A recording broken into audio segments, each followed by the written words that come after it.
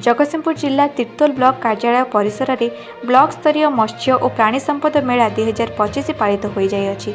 यह अवसर में आयोजित सभारे मुख्य अतिथि भाव तिर्तोल विधायक प्रोफेसर रमाकांत भोई, सम्मानित अतिथि भाव निर्देशक पशु चिकित्सा विभाग विजय अमृता तुलेंगे, तिर्तोल मंडल उन्नयन अधिकारी गिरिजा प्रसाद मल्लिक, तिर्तोल ब्लॉक अध्यक्ष मनोज कुमार बेहेरा, शिल्प और दक्षता विकास मंत्री प्रतिनिधि उपेन्द्र महांती, ब्लॉक उपाध्यक्षा संध्याराणी महांती, जिला परिषद सभ्य रंजिता सिंह एवं जिला पशु चिकित्सा अधिकारी अजय कुमार साहू, ब्लॉक पशु चिकित्सा अधिकारिणी नमस्या प्रियदर्शिनी प्रमुख मंचासीन होते।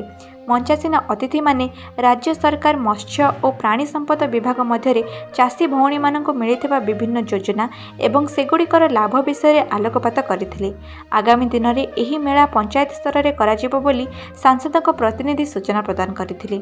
यह अवसर में कृषि पशुपालन एवं माछ चाष में सफलता अर्जन करथिबा चाषी एवं स्वयं सहायक गोष्ठी मानकु अतिथि मानक द्वारा पुरस्कृत करा जायथिला। Jagatsinghpur Bhanushankar Routray report, Odisha Ekamra live.